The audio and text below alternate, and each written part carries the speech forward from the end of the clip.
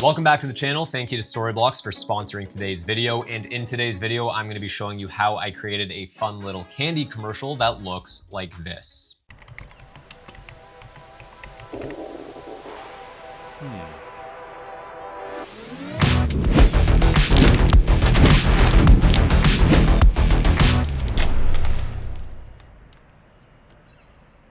So there you have it. It's obviously short and sweet, but there are a few little things going on in there that are quite cool that I think make for some pretty neat effects. The key takeaway with a video like this that is so important is that every shot leads into the next shot. In this case, we're obviously shooting the Final Boss sour candies. I've got 4 different colors here, so we got to plan how to link 4 different products throughout the sequence. Now, call me old-fashioned, but I still like to make my shot lists on paper with a pencil. All I did before going into the shooting process was I identified the 4 flavors and how we would transition into each one. I knew I wanted to start with an intro shot, which would lead us into the orange candy. From there, we would go to the green candy and then the purple candy, followed by the blue, and then an outro. That gives us a grand total of 6 shots to work with, which means we're going to need 5 transitions in between those shots. All right, we're all set up here, and of note are all the lights around me, including these aperture tubes down here, which are lighting the underside of my arm here to prevent that shadow. Another thing I wanted to point out is that I am going to be shooting this with a shutter speed of 1/500. The reason for this is because when we're shooting on a green screen, if we have too much motion blur, it's going to be hard to key out my hand. So by having that high shutter speed, it should keep it nice and crisp, making it easier to key out the background. And we could always add additional motion blur back in once we're in post. Now I've got 4 different flavors of our candy here, and we're gonna do a few different moves to transition between each shot. The plan is to start with this orange one here. We're gonna go up and down and then squish it. After that, we'll move on to this teal one here, which we will also squish and then kind of shake back and forth. We're actually gonna have to shoot that backwards because if we start with the squish, it's gonna be hard to unsquish it. So we'll do the wave, then the squish, and then reverse it in post. Then we will move on to the purple one here, which we will wave and then drop on the floor. And then finally, our last one will be catching it in the hand. It's likely gonna be difficult to actually catch this in my hand while still making the shot look good. So what I'm gonna do is leave my hand here, make the closing of the hand action, and then as a separate shot, we'll kind of go like this to make it look like I've caught the bag. So with all of that said, let's hit record and start with our first package. So making sure my body is out of the shot, we're gonna hold it right in the center of the frame, go up and down, and then squish. Then we'll move on to this guy, which we will wave and then squish. Give it a shake, and then squish. Next up, we've got the purple, which we will shake and then drop it. And then without moving my hand, I'm gonna go like this. Okay, and then take our last one here and just make it look like I caught the package like that.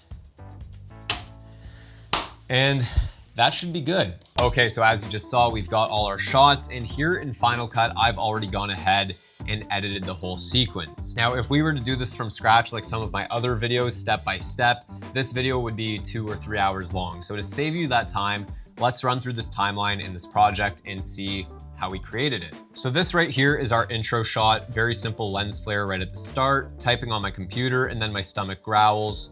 Rub my stomach, look around, lift out the hand, and this is where our first keyframes kick in. So if we go through frame by frame, you can see we're kind of zooming into the hand area. And on our next frame here, you can of course see my arm holding that pack of candy. Our original shot, as you know, was shot on a green screen, and you can see all of my effects at the side inspector window here that I used to accomplish this look here. All of these effects are essentially the exact same thing that I did on every shot, but I'll run through them quickly so you can see. The first thing I have is this color correction. We brightened up the shot, added some saturation. This makes it easier to key out the green screen, which you can see here. After the green screen, we went ahead and added some curves to create more contrast. Then I did a quick color grade to give it some more saturation. Then I added this focus effect, which you could see kind of blurs the edge of my arm here and brings more emphasis to the candy, less so on the arm. And this right here is a directional blur, which I used essentially as a fake motion blur, as you can see here. As we scrub through frame by frame, you can see how that keyframed to 0 and it's perfectly sharp. Now underneath this candy shot, we have this here, which is a scratch and dust overlay that I got from Storyblocks. And then underneath that, we of course have our retro background. background. All of the assets I used for the sequence are from our amazing sponsor, Storyblocks. The retro backgrounds, the grungy overlays, the film burns. Storyblocks even has text plugins that I often use for my work as well. If you've seen my videos before, then you know that Storyblocks is a subscription service that I personally cannot live without. So to get started, make sure to go to the link in the description below or go to storyblocks.com/Daniel Schiffer to learn more. Now moving along, if we continue to scrub through our timeline here, you can see that we give the candy a squeeze like so. And then on our next shot, the candy is squished and unsquishes.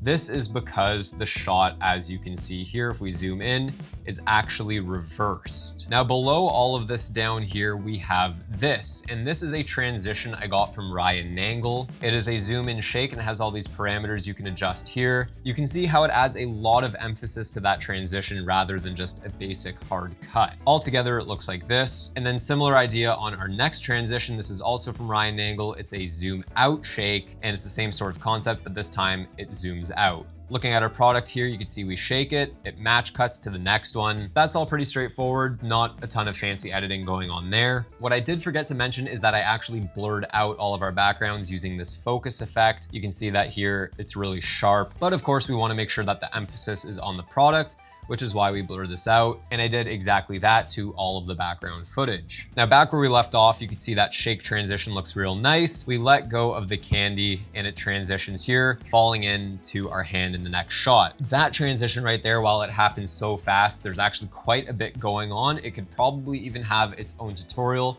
but let me do my best right now to briefly explain what we did. So I'm gonna make this smaller here for a second so that we could see more of our timeline, because as you can see, we have a few layers. So up to this point, everything is pretty much normal. We let go of the candy, and then you can see here, there is a new clip. If I click on this clip and disable it and scrub through, you can see that there's a pretty harsh transition between our two packages. All this clip is right here is a compound clip combining both of our packages, on which I added a bad TV effect and a subtle color correction to brighten everything up to help tie that transition between the two different colors together. And as you can see, without it, it looks something like this. But when we turn it back on, you can see it very much hides that awkward sort of change in color. Plus, the bad TV effect works perfectly for this sort of video game retro kind of branding that we have going on here. So I'm really happy with how all of that turned out. Now, this next clip here is an actual full shot that we got in front of the green screen holding the candy. What you're seeing here before that is the isolated clip of my hand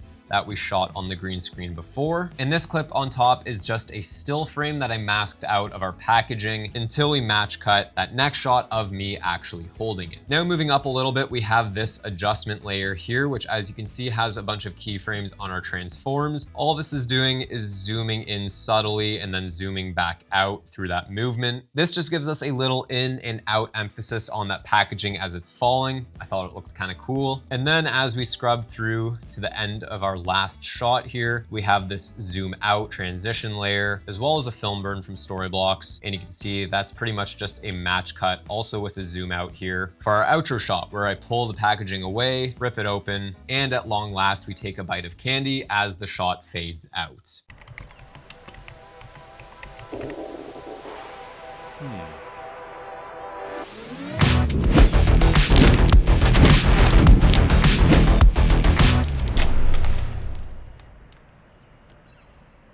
Don't forget to go to storyblocks.com/Daniel Schiffer to check out where I get all of those fun assets for these types of videos. Follow me on Instagram at Daniel.Schiffer, and I will see you in the next video.